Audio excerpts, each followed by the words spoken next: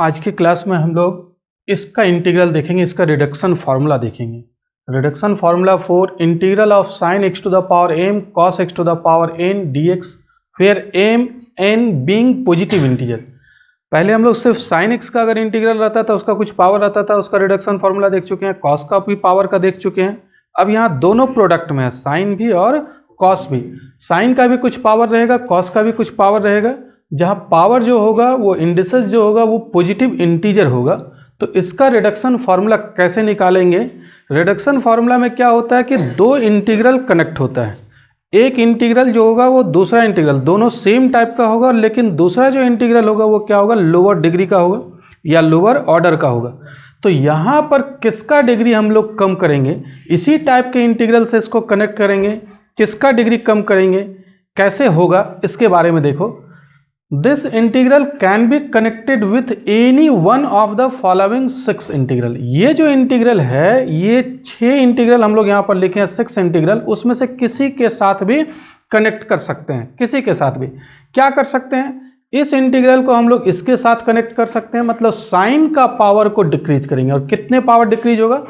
2 power decrease होगा। जो sign का जो इंडेक्स है वो वहाँ पर 2 डिक्रीज कर जाएगा।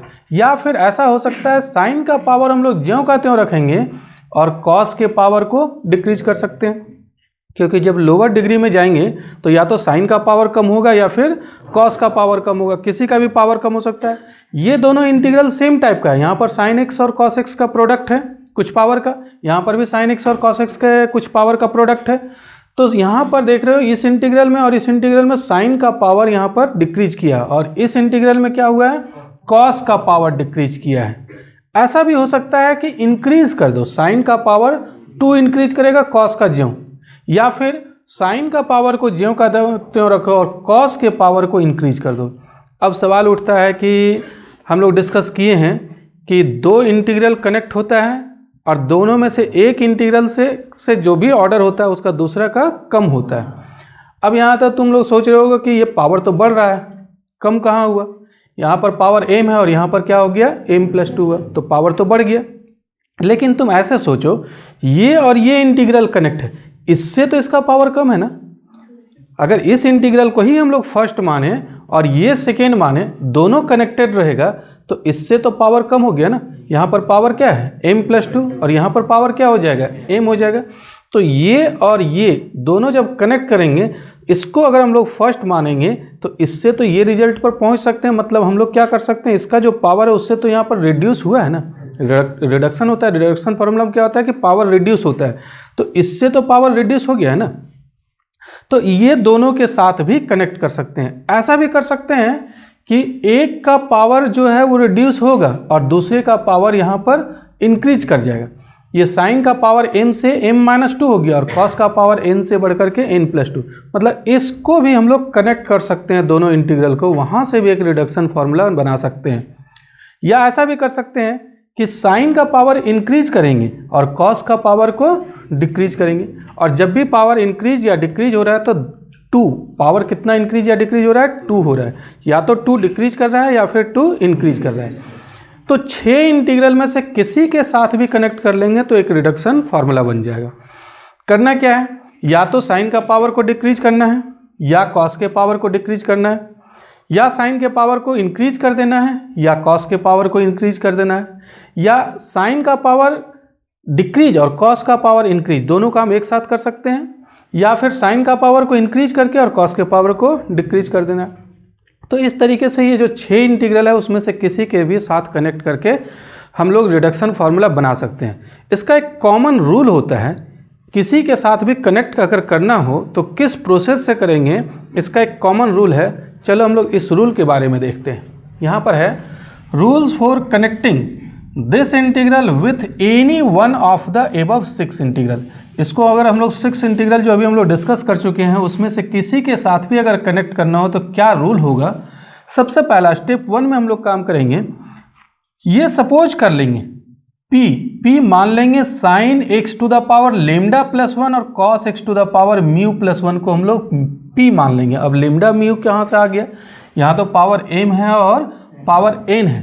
तो जरा सपोज करो, मान लो हम लोग को इसके साथ कनेक्ट करना है, ये जो इंटीग्रल है sine x to the power m cos x to the power n, अगर इसको कनेक्ट करना है इसके साथ, तो ये दोनों में साइन का पावर देखो, साइन का पावर क्या है, दोनों में सेम पावर है, इसमें भी एम है और इसमें भी एम है, तो इसमें से लोअर कौन सा है, लोअर यही हो जाएगा क्योंकि दोनों में सेम है। मान लो अगर इसमें भी पावर 10 रहा, यहाँ पर भी पावर 10 रहा, यहाँ पर भी पावर 10 रहा, तो दोनों में मिनिमम कौन सा है, लिस्ट कौन सा है, दोनों तो सेम है, तो 10 ही लिस्ट हो जाएगा। तो यहाँ पर दोनों में जब पावर सेम होगा तो वही लिस्ट होगा, जो लिस्ट होगा उसी को हम लोग क्या मानेंगे, लेमडा, यानी कि लेमडा इक्वल टू क्या हो जाएगा यहाँ पर एम। और यहाँ पर अगर तुम कॉस के पावर को देखते हो तो यहाँ पर पावर n-2 है और यहाँ पर पावर n है, दोनों में से लिस्ट कौन सा है, n और n-2 में से लिस्ट है n-2, तो इसको मानेंगे म्यू। मतलब करना क्या है, जिस दो इंटीग्रल को कनेक्ट करना है, ऐसे तो 6 में से किसी के साथ भी कनेक्ट कर सकते हो, लेकिन फिलहाल एक एग्जांपल के लिए मैं ले रहा हूँ, इस दोनों को मान लो कनेक्ट करना है। ये दोनों को जब कनेक्ट करना है तो साइन के इंडेक्स को देखेंगे, साइन के इंडेक्सेस को देखेंगे दोनों में से, दोनों इंटीग्रल में से, और दोनों इंटीग्रल में से जो लिस्ट होगा, जो मिनिमम होगा, उसी को हम लोग लेमडा मानेंगे। यहाँ दोनों का सेम है तो लिस्ट क्या हो जाएगा, एम ही रह जाएगा, तो इसको लेमडा मानेंगे। कॉस के भी पावर को देखेंगे दोनों इंटीग्रल में, और उसमें से जो लिस्ट होगा, यहाँ n है और यहाँ n-2 है, दोनों में से लिस्ट n-2 है, तो इसको हम लोग क्या मानेंगे, म्यू मानेंगे। और हम लोग p अपने से लेंगे, अगर इसी इंटीग्रल को कनेक्ट करना हो, ये दो इंटीग्रल को कनेक्ट करना हो, तो यहाँ पर p अपने से मानेंगे sine x to the power lambda plus 1 और cos x to the power mu plus 1। यहाँ पर लेमडा का वैल्यू क्या है, यहाँ पर लेमडा का वैल्यू m है, तो m प्लस 1 हो जाएगा, और यहाँ पर म्यू का वैल्यू क्या है, n-2 है, तो म्यू में 1 ऐड करेंगे, अगर यहाँ 1 ऐड कर दे तो यहाँ पर क्या हो जाएगा, वन ऐड करेंगे तो n-1 आएगा, राइट, n-1। तो इसी को हम लोग क्या मान लेंगे, p मान लेंगे। देखो यहाँ पर वही लिखे हुए हैं कि take p equal to sine x to the power lambda plus 1 into cos x to the power mu plus 1, where lambda is a smaller of the two indices of sin x and mu is a smaller of the two indices of cos x in the two integrals which are to be connected। जिस दो integral को connect करना है उसमें से sign का जो indices होगा उसमें से लोअर या स्मॉलर वैल्यू को हम लोग क्या मानेंगे, lambda. Lambda is a smaller of the two indices of sine x, और म्यू क्या है, mu is a smaller of the two indices of cos x. Mu जो होता है वो कॉस के इंडिसेज का जो स्मॉलर भाग है, स्मॉलर पार्ट है, उसी को हम लोग म्यू सपोज करेंगे। और कहाँ पर हम लोग चेक करेंगे, जिस दो इंटीग्रल को कनेक्ट करना है, देखो यहाँ लिखा हुआ है in the two integrals which are to be connected. पहला काम ये करेंगे। दूसरा काम स्टेप 2 में फाइंड dp बाई dx। अब हम लोग ये जो p सपोज कर चुके हैं इसको डिफ्रेंशिएट करेंगे with respect to x। Find dp by dx and express it as a linear function of the two integrants whose integral are being connected। इसको डिफ्रेंशिएट करेंगे, तो डिफ्रेंशिएट करने पर अब उसको एक्सप्रेस करेंगे, ये वाला जो इंटीग्रेंड है फर्स्ट इंटीग्रल का और सेकेंड इंटीग्रल का जो इंटीग्रेंड है इसके लीनियर फंक्शन में कनेक्ट करेंगे। जब इसको हम लोग डिफरेंशिएट करेंगे तो यही दोनों में हम लोग एक्सप्रेस कर लेंगे, इसके लीनियर फंक्शन में एक्सप्रेस कर लेंगे, एक ये होगा और एक ये होगा। जब क्वेश्चन बताएंगे तो वहाँ पर क्लियर हो जाएगा कि कैसे हम लोग इसको एक्सप्रेस करते हैं। लेकिन डिफरेंशिएट करके हम लोग इसी इंटीग्रेंड में, जो दोनों इंटीग्रल का इंटीग्रेंड है, उसी के लीनियर फंक्शन में हम लोग इसको एक्सप्रेस कर लेंगे। वही लिखा हुआ है Find dp by dx and express it as a linear function of the two integrants whose integral are being connected। Third step में काम करेंगे, integrate both sides with respect to x। जब ये एक्सप्रेस हो जाएगा उसके बाद दोनों साइड इंटीग्रेट कर देंगे, ट्रांसपोज करेंगे and solve for the given integral, और उसको गिवन इंटीग्रल के लिए सॉल्व कर लेंगे। फर्स्ट स्टेप तो पूरा क्लियर होगा, फर्स्ट स्टेप में कोई दिक्कत नहीं होगा। सेकेंड और थर्ड स्टेप किसी क्वेश्चन से क्लियर हो जाएगा पूरा। अभी अगर पूरा क्लियर नहीं है तो सेकेंड और थर्ड स्टेप जो है एक क्वेश्चन मैं बता रहा हूँ वहाँ से पूरा क्लियर हो जाएगा। अब हम लोग एक रिडक्शन फार्मूला निकालते हैं sine x to the power m cos x to the power n का। ये इनडिफिनिट इंटीग्रल के लिए भी और डिफिनिट इंटीग्रल के लिए भी, लेकिन डिफिनिट इंटीग्रल में लिमिट फिक्स रहेगा, 0 से π/2 तक ही रहेगा। तो इसका भी और इसका भी दोनों का निकालेंगे। सबसे पहले हम लोग इसका निकालते हैं। m और n जो पावर होगा वो पॉजिटिव इंटीजर होगा, तो अभी हम लोग देख चुके हैं कि इस इंटीग्रल को 6 में से किसी भी एक इंटीग्रल से कनेक्ट कर सकते हैं। तो यहाँ पर हम लोग कनेक्ट कर रहे हैं, we shall connect this integral with this integral. क्या कर रहे हैं, कॉस का पावर को डिक्रीज कर रहे हैं। अब 6 में से किसी इंटीग्रल के साथ भी कनेक्ट कर सकते थे, लेकिन हम लोग फिलहाल यहाँ पर इसके साथ कनेक्ट करके एक रिडक्शन फार्मूला बना रहे हैं। वो भी एक रिडक्शन फार्मूला बन जाएगा, किसी के साथ भी कनेक्ट करके निकालोगे वो एक रिडक्शन फार्मूला बन जाएगा। तो फिलहाल हम लोग इसको इसके साथ कनेक्ट कर रहे हैं। तो अभी रूल हम लोग डिस्कस कर चुके हैं कि कैसे इसका रिडक्शन फार्मूला निकालते हैं। सबसे पहले हम लोग पी सपोज करते हैं फर्स्ट स्टेप में। तो पी सपोज कर रहे हैं, we take p equal to sine x to the power lambda plus 1 into cos x to the power mu plus 1, जहाँ लेमडा और म्यू क्या होता है, ये जो दो इंटीग्रल है उसमें से साइन का जो लोअर इंडेक्स होगा उसी को हम लोग लेमडा मानेंगे, और जो कॉस एक्स का लोअर इंडेक्स होगा उसको हम लोग क्या मानेंगे, mu. Where lambda and mu are the smaller indices of sine x and cos x respectively in the two integrals which are to be connected. इस जो हम लोग कनेक्ट कर रहे हैं दो इंटीग्रल को, वहां पर लेमडा का वैल्यू क्या होगा। देखो यहाँ पर साइन का पावर m है, यहाँ पर भी साइन का पावर m है, दोनों जगह तो पावर m है, तो इसका लोअर इंडेक्स क्या हो गया, दोनों सेम है, इसीलिए लेमडा का वैल्यू हो जाएगा m। लेकिन म्यू का वैल्यू क्या होगा, यहाँ पर देखो कॉस का जो पावर है वो n है और इसको कनेक्ट करना है इसके साथ, यहाँ पर पावर n-2 है, उसमें से लोअर कौन सा हुआ, स्मॉलर कौन सा हुआ, n में 2 सब्ट्रैक्ट कर देंगे तो ये कम होगा ना, तो यही लोअर हो जाएगा। तो म्यू का वैल्यू हम लोग सपोज करेंगे n-2। तो अब ये p इक्वल टू क्या हो जाएगा, देयरफॉर p इक्वल टू आएगा यहाँ से sine x to the power lambda plus 1, तो लेमडा प्लस 1 मतलब m प्लस 1, और फिर कॉस एक्स का पावर म्यू प्लस 1, तो म्यू का वैल्यू n-2 है, म्यू प्लस 1 क्या होगा, n-2 प्लस 1, तो -2 में 1 ऐड कर देंगे तो cos x to the power n-1 हो जाएगा। तो फर्स्ट स्टेप में यही काम करते हैं। सेकेंड स्टेप में इसको डिफ्रेंशिएट करते हैं। तो अब हम लोग निकालते हैं dp डिवाइडेड बाय dx। कैसे डिफ्रेंशिएट करेंगे, u इंटू वी में डिफ्रेंशिएट कर सकते हैं। पहले v means cos x to the power n-1 into differential coefficient of u, इसको डिफ्रेंशिएट करेंगे, पावर m प्लस 1 मल्टीप्लाई होगा, इसके पावर में 1 सब्ट्रैक्ट होगा, sine x to the power m, और फिर साइन एक्स का डेरिवेटिव कॉस एक्स, यहाँ पर प्लस लिखेंगे। अब v into differential coefficient of u कर लिया प्लस u की जगह है sine x to the power m plus 1, और इसको डिफ्रेंशिएट करेंगे तो पावर मल्टीप्लाई हो जाएगा, यहाँ पर n-1 मल्टीप्लाई होगा, इसके पावर में 1 सब्ट्रैक्ट होगा, cos x to the power n-2, और फिर cos x का माइनस साइन x। अब हम लोग को करना क्या है, ये जो दो इंटीग्रल है इसी में इंटीग्रेंड जो है उसी इंटीग्रेंड में हम लोगों को इसका लीनियर फंक्शन में एक्सप्रेस करना है। तो अब sin x to the power m cos x to the power n का ही टर्म होना चाहिए, और sin x to the power m cos x to the power n-2 का ही टर्म होना चाहिए। इसी दो में हम लोग एक्सप्रेस करेंगे।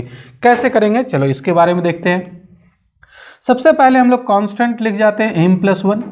यहाँ पर तुम देखो तो cos x to the power n-1 और cos x to the power 1 है, दोनों को अगर मल्टीप्लाई करें तो cos x to the power क्या हो जाएगा, n। पहले लिखते हैं sin x to the power m, और बाद में लिख रहे हैं cos x to the power n, ये दोनों को मल्टीप्लाई करके। यहाँ पर भी हम लोग कांस्टेंट टर्म को पहले लिखते हैं, sin x to the power m plus 1 और sin x है, sin x to the power m plus 2 हो जाएगा, इसको और इसको मल्टीप्लाई करेंगे तो, और साथ में माइनस भी है तो ये हम लोग नेगेटिव कर देते हैं, और sin x to the power यहाँ हो जाएगा m प्लस 2, और साथ में है cos x to the power n-2। हम लोग को इसको एक्सप्रेस करना है इसी दो इंटीग्रेंड में, मतलब एक ये होना चाहिए और एक ये होना चाहिए, लेकिन ये तो है यहाँ पर हम लोग देख रहे हैं sin x to the power m cos x to the power n है, लेकिन ये नहीं है, इसके जगह क्या है, यहाँ पर m प्लस 2 है, तो इसको हटाना पड़ेगा और इसी में लाना पड़ेगा। कैसे लाएंगे इसको हटा करके, चलो इसके बारे में देखते हैं।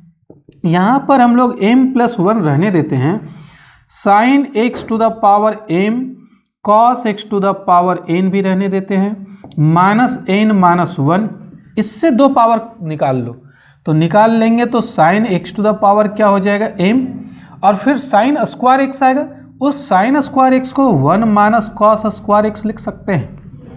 क्यों?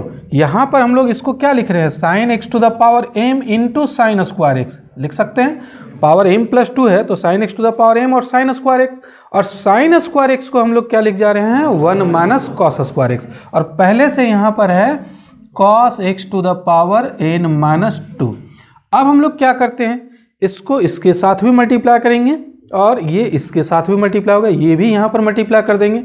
तो चलो यहाँ पर हम लोग लिखते हैं दैट इज क्या आ रहा है, dp divided by dx equal to आया, सबसे पहले फर्स्ट में जो है वो हम लोग लिख जाते हैं m plus 1 sine x to the power m cos x to the power n, और उसके बाद वाला स्टेप को जरा ध्यान देना, समझोगे यहाँ पर ये और ये सभी को मल्टीप्लाई करेंगे यहाँ पर, तो होगा minus n minus 1 sine x to the power m और cos x to the power n minus 2। इसके बाद फिर देखो ये माइनस और ये माइनस प्लस हो जाएगा जब मल्टीप्लाई करेंगे, तो प्लस n माइनस 1, और देखो ये sine x to the power m multiply करेंगे और ये मल्टीप्लाई करेंगे, क्या होगा, sine x to the power m और cos x to the power कितना आ जाएगा, n आ जाएगा, तो sine x to the power m cos x to the power n complete हो गया। हम लोग क्या किए, ये इसके साथ भी मल्टीप्लाई किए और ये भी मल्टीप्लाई कर दिए, फिर ये इसके साथ यहाँ पर किए और ये यहाँ पर किए, तो दोनों को मल्टीप्लाई करने पर cos x to the power क्या हो जाएगा, n होगा। अब चलो आगे देखो, थोड़ा सा और हम लोग इसको सिंप्लीफाई करते हैं, dp डिवाइडेड बाय dx, ये दोनों में सेम चीज़ है, sine x to the power m cos x to the power n यहाँ पर भी है, तो दोनों से हम लोग कॉमन ले लेते हैं। क्या कॉमन आएगा, sine x to the power m cos x to the power n, यहाँ पर क्या बच रहा है, m plus 1 plus n minus 1, और यहाँ पर ये जो कहते हो n minus 1 sine x to the power m cos x to the power n minus 2। अब इसको एक स्टेप में और सिंप्लीफाई कर लेते हैं, m प्लस n हो जाएगा, माइनस 1 प्लस 1 कैंसिल हो जाएगा, m plus n sine x to the power m cos x to the power n minus n minus 1 sine x to the power m cos x to the power n minus 2। तो जो हम लोग का second step में काम था वो हम लोग का कंप्लीट हो गया।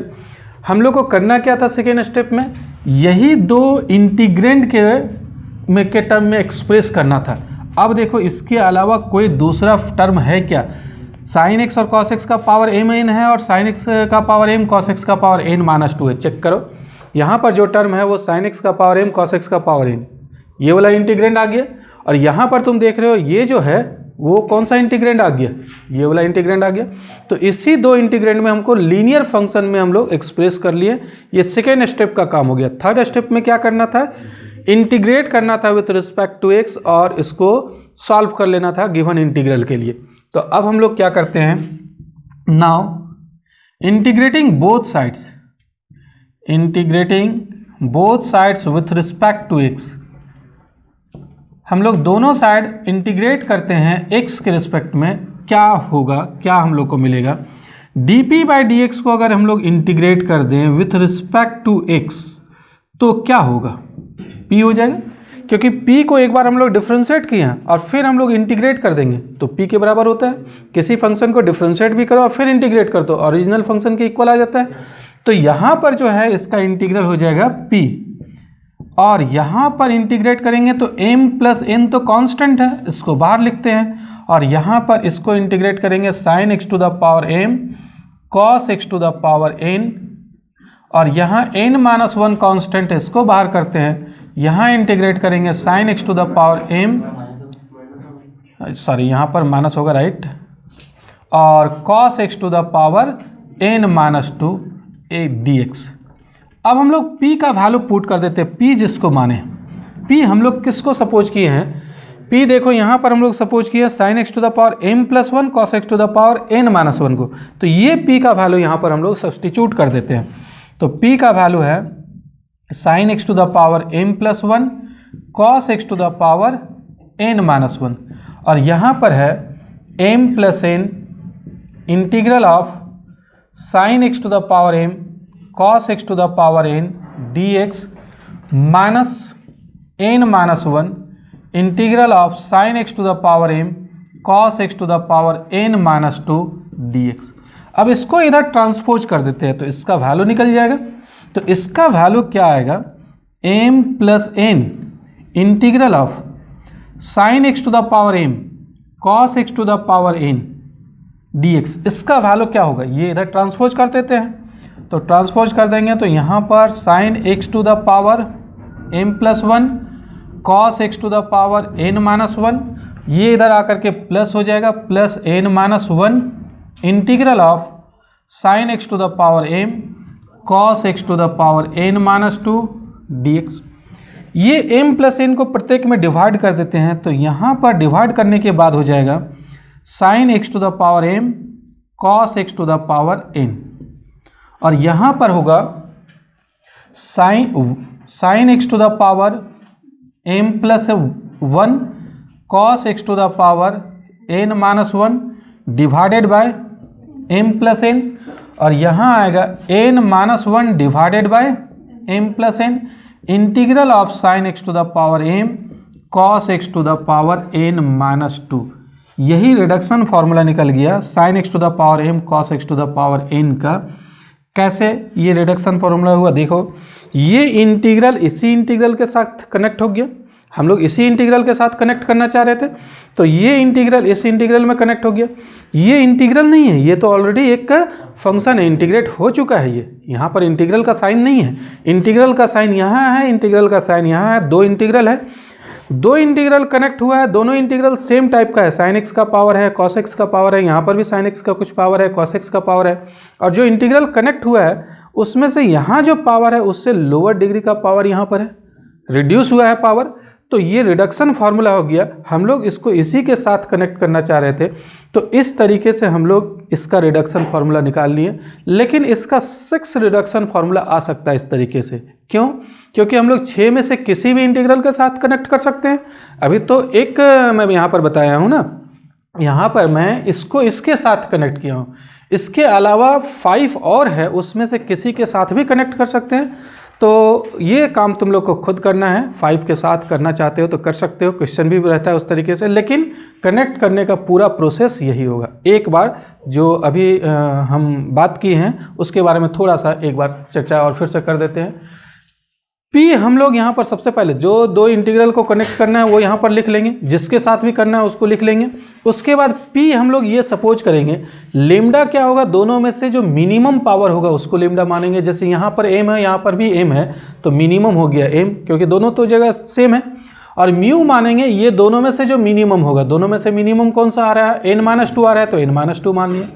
तो लेमडा और म्यू का वैल्यू पुट करके P निकालनी है। P को डिफ्रेंशिएट करेंगे, डिफ्रेंशिएट करके इसको ऐसा सेट करेंगे, ऐसा एक्सप्रेस करेंगे कि इसी फॉर्म में ये एक्सप्रेस हो जाए। तो जब हम लोग dp/dx निकाले हैं तो देखो sin x to the power m cos x to the power n और sin x to the power m cos x to the power n-2 इसी में एक्सप्रेस हो गया।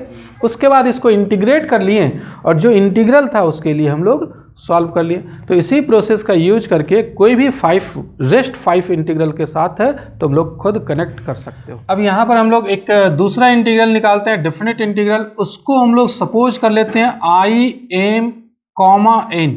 कौन सा इंटीग्रल था, 0 to π/2 sin x to the power m cos x to the power n। यही जो हम लोग इंटीग्रल के बारे में अभी रिडक्शन फार्मूला निकाले हैं उसी में सिर्फ लिमिट लगा दिया गया था। अब इसका रिडक्शन फार्मूला निकालना है, इसको इवेल्युएट करना है। तो इसको हम लोग सपोज कर लिए हैं I m, n, मतलब साइन का जो पावर होगा यहाँ पर होगा और कॉस का जो पावर होगा उसके बाद n है, कॉस का पावर n है तो यहाँ पर n लिखेंगे। तो फ्रॉम फर्स्ट देखो, फर्स्ट कौन सा जो अभी हम लोग रिडक्शन फार्मूला निकाले हैं उसी को नंबर 1 कर देते हैं। यहाँ पर ये जो निकला हुआ है इसको 1 कर देते हैं। हम लोग अब क्या करेंगे, इसी में लिमिट लगा देते हैं। कहाँ पर, इस इंटीग्रल में भी 0 से π/2, यहाँ पर भी लिमिट लग जाएगा, इसमें भी 0 to π/2 लगेगा, इस इंटीग्रल में भी यहाँ पर भी लिमिट लगेगा 0 to π/2। तो फर्स्ट में हम लोग दोनों साइड लिमिट लगा रहे हैं, लिमिट 0 to π/2 कर रहे हैं। तो देखो फ्रॉम फर्स्ट हम लोग लिख सकते हैं 0 to π/2 इंटीग्रल ये था sin x to the power m cos x to the power n dx, और इधर क्या था, यहाँ पर था sin x to the power m plus 1 cos x to the power n minus 1 divided by m plus n। इसमें भी limit लगेगा 0 टू पाई बाय 2, और उसके बाद एक और टर्म था, यहाँ पर था n minus 1 divided by m plus n, और इंटीग्रल था 0 to pi by 2 sine x to the power m cos x to the power n minus 2, ये इंटीग्रल था। तो हम लोग क्या किए हैं, एक ही काम, यहाँ पर भी लिमिट लगाए 0 टू पाई बाय 2, इसमें भी लिमिट लगा दिए हैं 0 टू पाई बाय 2, और यहाँ पर भी लिमिट लगा दिए हैं, बस यही काम किए हैं। अब देखो, जो अभी हम लोग सिंबल यूज कर रहे हैं उसके अनुसार इसको क्या लिख सकते हैं, इसको लिख सकते हैं i m, n। यहाँ पर हम लोग लिमिट लगाते हैं, पाई बाय 2 बैठाते हैं, तो cos पाई बाय 2 का वैल्यू 0 होता है, उसके कारण ये पूरा 0 हो जाएगा, और लोअर लिमिट बैठाते हैं 0, तो साइन 0 का वैल्यू 0 होता है, उसके कारण ये भी पूरा 0 हो जाएगा। अब सिर्फ वहाँ पर बच रहा है n minus 1 divided by m plus n, और ये सिंबल के अनुसार इस इंटीग्रल को हम लोग क्या लिख सकते हैं, आई m लिखते हैं, जो साइन का पावर होता है वो यहाँ लिखते हैं, फिर कॉमा कॉस का पावर लिखते हैं, तो कॉस का पावर n माइनस 2 है, तो यहाँ पर हम लोग लिखेंगे n माइनस 2।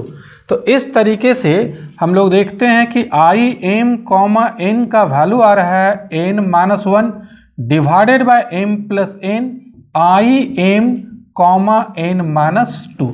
देखो यहाँ रिड्यूस हुआ है n, तो सबसे पहले यहाँ पर कौन सा नंबर आता है, डिनोमिनेटर में रहता है m प्लस n, मतलब m में n ऐड हुआ है, और यहाँ n जो है उससे 1 रिड्यूस हुआ है, n यहाँ पर हो गया n माइनस 1, और यहाँ से भी 1 और रिड्यूस होकर के n माइनस 2 हो गया। m तो ज्यों कहते हैं, लेकिन n जो है वो रिड्यूस होकर के n माइनस 2 हो गया। सिमिलरली अगर इसी तरीके से हम लोग काम करें तो हम लोग इसका भी वैल्यू निकाल सकते हैं, आई m, n माइनस 2 का निकाल सकते हैं। जब फिर से समझोगे, यहाँ पर डिनोमिनेटर में क्या होता है, डिनोमिनेटर में होता है ये दोनों का सम होता है, तो यहाँ पर दोनों का सम क्या आएगा, m प्लस n माइनस 2, और यहाँ जो n होता है उससे एक कम हो जाता है यहाँ पर, तो यहाँ n माइनस 2 है, उससे एक और कम करेंगे तो n माइनस 3 हो जाएगा, और यहाँ आई m तो रहता है n माइनस 1 से एक और कम होकर के n माइनस 2 होता है, तो यहाँ n माइनस 3 से एक और रिड्यूस होकर के n माइनस 4 हो जाएगा। फिर आगे आई m, n माइनस 4 अगर निकालें तो इसी तरीके से डिनोमिनेटर में क्या होगा, डिनोमिनेटर में ये दोनों का सम होगा, तो दोनों का सम करने पर m प्लस n माइनस 4, यहाँ n माइनस 4 है उससे 1 कम होगा, यहाँ पर n माइनस 5 होगा, यहाँ पर आई m तो वही रहेगा, और यहाँ से फिर 1 रिड्यूस होगा n minus 6 and so on. इसी तरीके से हम लोग किसी का भी निकाल सकते हैं। अब देखो, ये सारे का यूज करके आई m, n निकालते हैं, तो therefore I m, n equal to क्या होगा, जरा ध्यान से समझना है इसको। सबसे पहले हम लोग लिखते हैं आई m, n का value n minus 1 divided by m plus n। यहाँ पर आई m, n माइनस 2 है, ये ना लिख करके इसका वैल्यू लिख सकते हैं। यहाँ पर आई m, n का वैल्यू लिख रहे हैं, तो ये तो लिख चुके हैं, अब हम लोग इसको लिखना है हम लोग को, तो ये ना लिख करके इसका वैल्यू लिख जाते हैं, तो इसका वैल्यू यही है ना, तो इसका वैल्यू है n minus 3 divided by m plus n minus 2 I m, n minus 4। अब फिर ये ना लिख करके इसका वैल्यू लिख सकते हैं, तो इसका वैल्यू क्या है, इसका वैल्यू है n minus 5 divided by m plus n minus 4 I m, n minus 6। फिर अब ये ना लिख करके इसका वैल्यू लिख सकते हैं, तो इस तरीके से ये धीरे धीरे आगे बढ़ते जाएगा। तो यहाँ पर तुम देखोगे, थोड़ा सा यहाँ पर गौर करो, तो m प्लस n है, यहाँ पर n से एक कम होकर के n माइनस 1 हो गया है। अब n माइनस 1 से कम होकर के n माइनस 2 हुआ है, m तो जो कहते हैं, यहाँ n माइनस 2 है, फिर n माइनस 2 से एक कम हो गया n माइनस 3, फिर यहाँ n माइनस 4, फिर यहाँ n माइनस 5, फिर यहाँ n माइनस 6। रिड्यूस कौन हो रहा है, n रिड्यूस हो रहा है। शुरू में तो n था, m तो जो कहते हैं, यहाँ पर शुरू में n था, फिर ऊपर रिड्यूस होकर के n-1, n-2, n-3, n-4, n-5, n-6। ये जो लास्ट हम लोग ये नंबर छोड़े हैं, नंबर के बाद इंटीग्रल लिखे हैं तो उसमें n-6 है। फिर इस इंटीग्रल का भी वैल्यू अगर लिख जाए तो इसी तरीके से आगे चलते चल जाएगा। अब यहाँ पर दो केस बन जाएगा। दो केस क्या बनेगा, n अगर इवन रहेगा तो अलग केस बनेगा, n अगर ऑड होगा तो अलग केस बनेगा। क्योंकि इवन होगा तो इवन में इवन नंबर को सब्ट्रैक्ट करेंगे तो 0 तक पहुँच सकते हैं, लेकिन अगर n ऑड होगा तो ऑड में इवन को सब्ट्रैक्ट करेंगे तो सबसे लास्ट हम लोग 1 पर पहुंचेंगे। तो यहाँ या तो 0 होगा या फिर 1 होगा। तो दो केस हम लोग बनाते हैं। देखो यहाँ पर मैं लिख रहा हूँ केस फर्स्ट। नाउ ये केस फर्स्ट में हम लोग लिखते हैं कि when n is even, n is even, तो अगर n इवन होगा उस समय i m, n का वैल्यू क्या होगा, जरा ध्यान देना। सबसे पहले स्टार्ट होता है डिनोमिनेटर लिखो m प्लस n से एक कम होता है n-1 होता है। फिर यहाँ पर होता है m प्लस इससे एक कम n-2, फिर यहाँ पर n-3, फिर यहाँ पर होगा इनटू डिनोमिनेटर में m प्लस n-4, n-4 से एक कम होगा n-5। इसी तरीके से रिड्यूस होते होते लास्ट क्या होगा, देखो सपोज करो मान लो यहाँ पर i m और 8 है। सपोज करो यहाँ पर क्या है, 8 है, कोई इवन नंबर। हम लोग कौन सा केस कंसिडर कर रहे हैं, जब n इवन है तो n के जगह यहाँ पर 8 हम लोग ले रहे हैं तो 8 तो इवन हो गया। अगर 8 रखें तब क्या होगा, ये दोनों का सम आता है सबसे पहले, तो यहाँ m प्लस 8, यहाँ 8 से यहाँ पर एक कम 7, फिर यहाँ पर होगा m प्लस 6 हो जाएगा 7 से कम, फिर यहाँ पर 5, 5 से कम 4, 4 से यहाँ पर 3, फिर यहाँ पर हो जाएगा m प्लस 2, यहाँ 1, और लास्ट में इंटीग्रल रखते हैं i m और 1 से फिर कम क्या होगा 0। तो लास्ट कहाँ पर कर रहा है, i m, 0 पर लास्ट कर रहा है। अगर इवन रहेगा तो i m, 0 पर लास्ट करेगा। तो डॉट डॉट ये लास्ट होगा i m, 0। लेकिन उसके पहले क्या होगा, उसके पहले जो होगा वो 3 divided by m plus 4, 1 divided by m plus 2 और लास्ट आएगा i m, 0। लेकिन अगर ये 7 रहता, ऑड रहता, तब थोड़ा सा चेंज होता। क्या चेंज होता, यहाँ पर 7, यहाँ पर 6, यहाँ पर 5, यहाँ पर 4, यहाँ पर 3, यहाँ पर 2, यहाँ पर 1 और यहाँ पर क्या 0 रख सकते हैं क्या, नहीं। तो ये टर्म हम लोग यहाँ पर पहुँचेंगे नहीं। 2 आया, उसके बाद इंटीग्रल लिखेंगे i m 1 होगा, चेंज हो गया। अभी i m 0 पर लास्ट किया था और यहाँ पर अब क्या कर रहा है i m 1 पर। तो ऑड और इवन केस के लिए अलग अलग हम लोग कंसिडर करेंगे। अभी फिलहाल हम लोग ले रहे हैं इवन केस। अब जरा देखो i m 0 का वैल्यू पुट कर देते हैं, इसको हम लोग नंबर 2 कर देते हैं। Now i m 0 equal to होगा क्या, i m, 0 इक्वल टू हो जाएगा इंटीग्रल फ्रॉम 0 टू π/2। इंटीग्रेंड क्या लिखेंगे, sin x to the power m और cos x to the power 0। cos का पावर 0 करने पर क्या होगा, 1 होगा। cos का पावर 0 करने पर हो जाएगा 1। तो यहाँ पर सिर्फ क्या बच रहा है, sin x to the power m।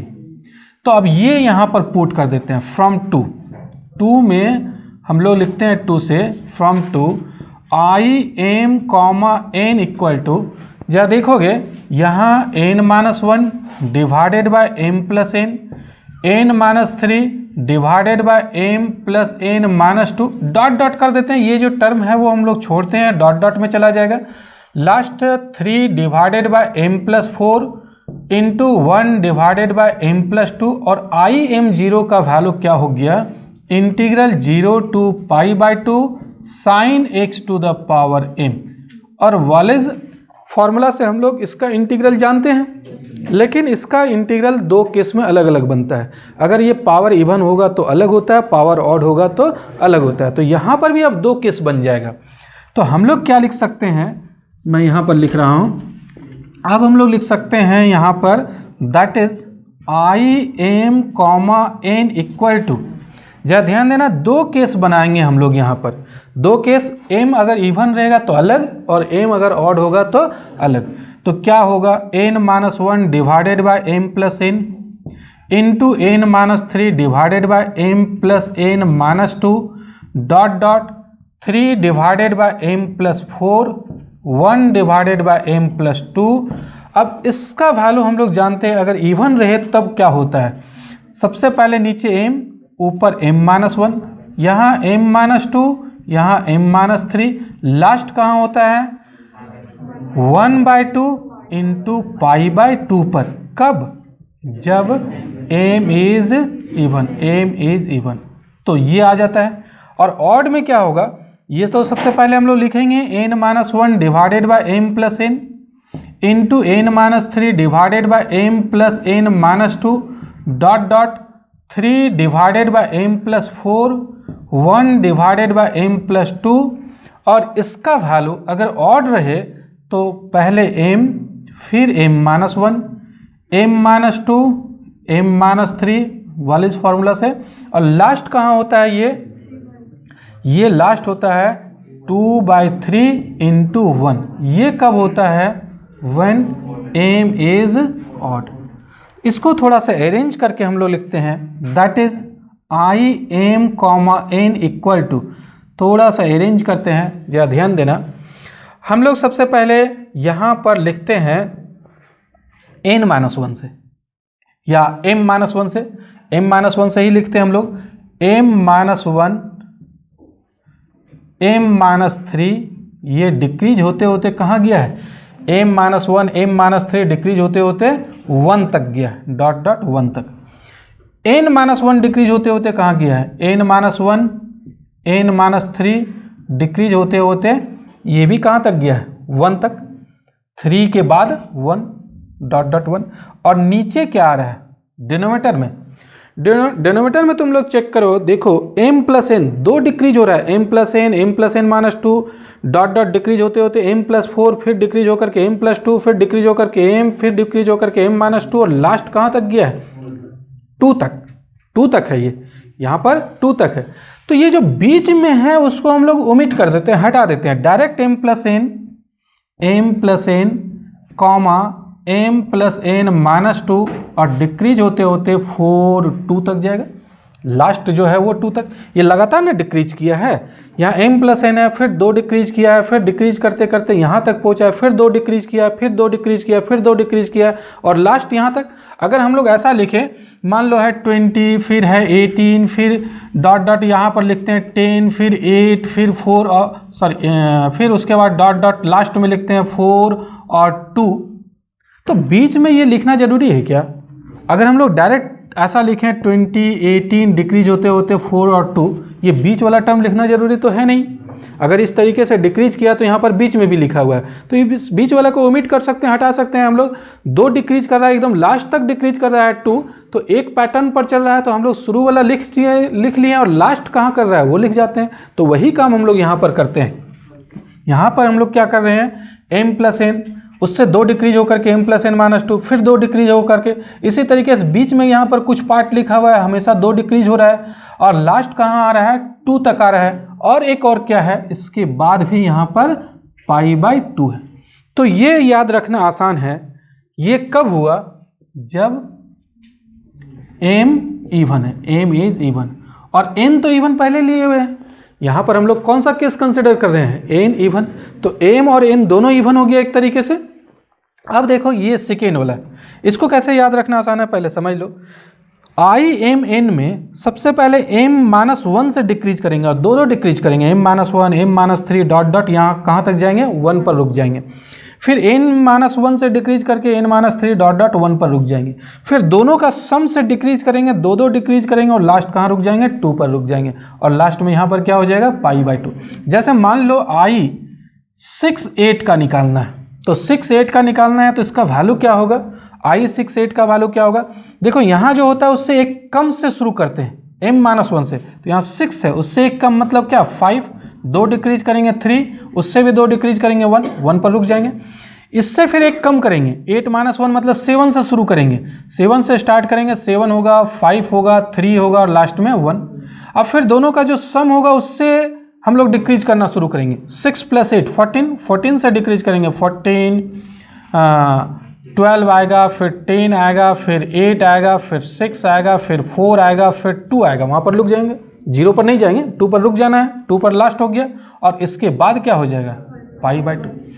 तो ये तरीका हुआ, लेकिन ये m और n दोनों क्या होना चाहिए इवन। अभी अलग अलग केस बनेगा यहाँ पर। अब एक दूसरा केस, जब m अगर ऑड हो तब क्या होता है, देखो पहले इसके बारे में लिखते हैं हम लोग।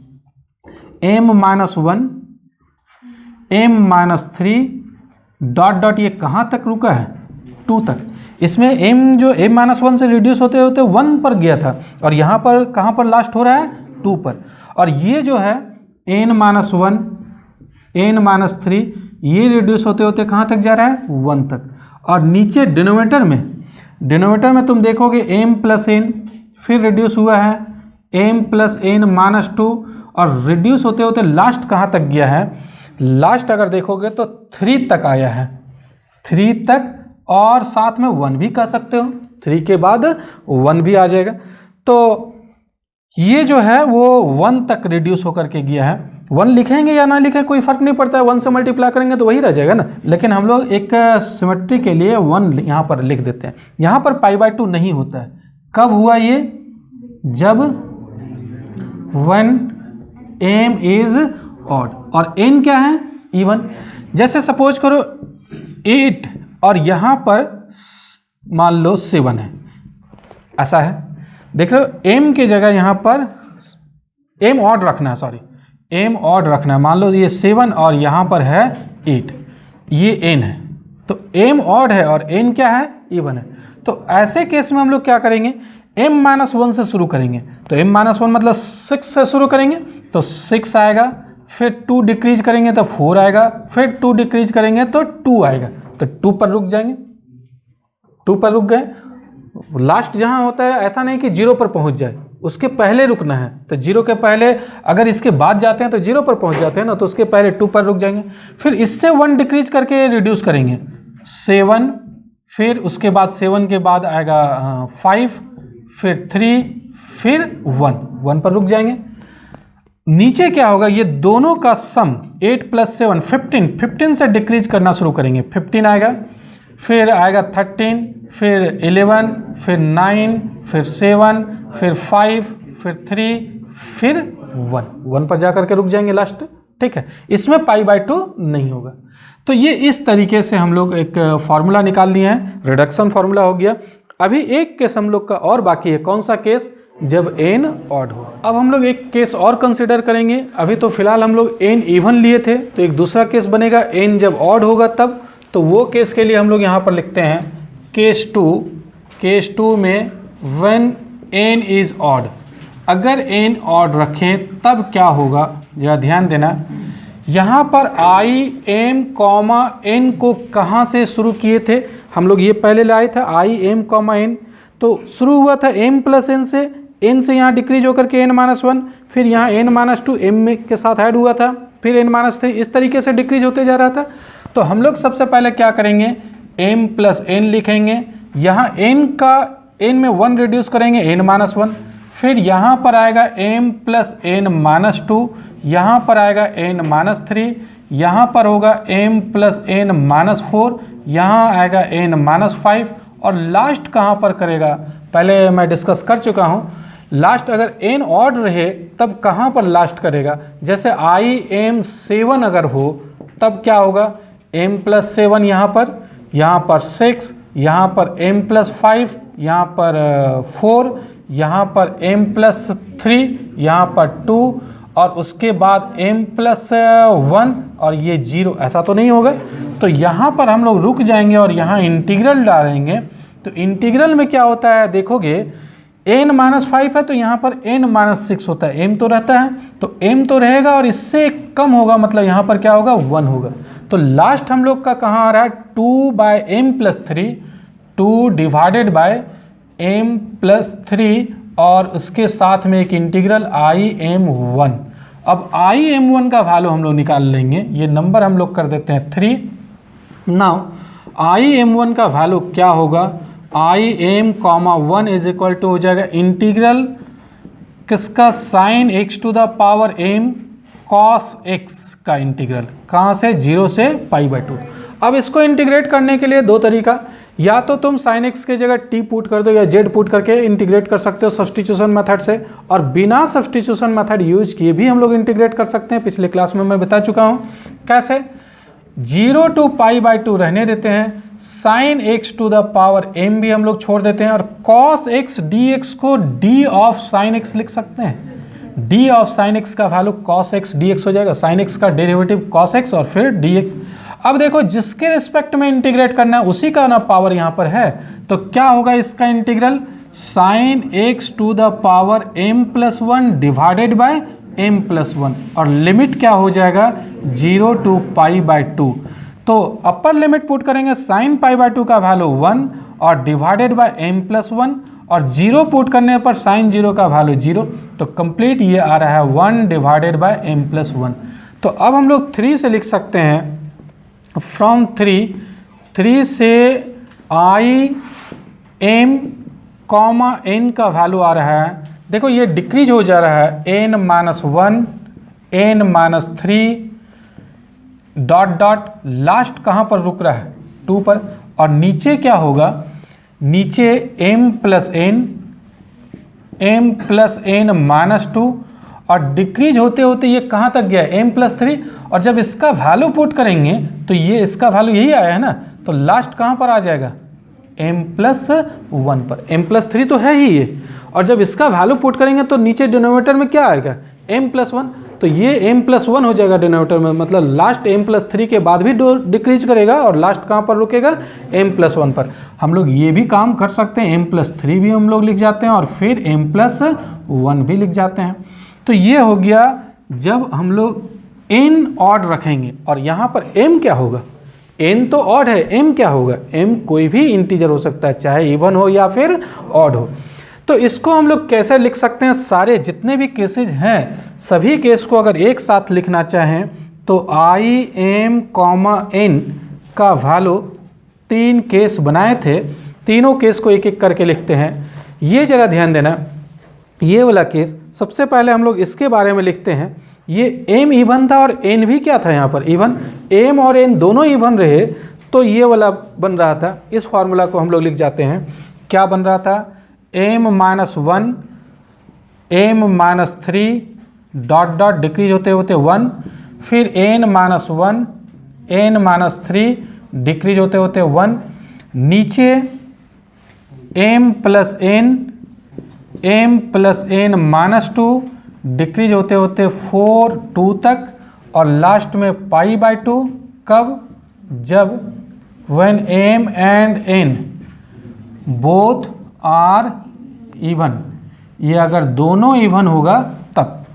एक सेकेंड केस, ये वाला केस, ये जो केस है m ऑड है और n क्या है, इवन है, तो इसमें सिर्फ अंतर है कि m-1 जो डिक्रीज होकर के 2 पर रुक गया, बाकी वही चीज़ है। तो सेकेंड केस बनेगा m-1 m-3 ये डिक्रीज होकर के 2 पर रुकेगा, n-1 n-3 डिक्रीज होकर के 1 पर रुकेगा, नीचे m+n m+n-1 डिक्रीज होकर के 3 1 पर रुकेगा। ये कहाँ पर, हाँ राइट, हाँ सॉरी यहाँ पर थोड़ा सा मिस्टेक है, m+n-2 और डिक्रीज होकर के 3 × 1 पर रुकेगा, लेकिन ये कब हुआ, जब m is odd and n is even.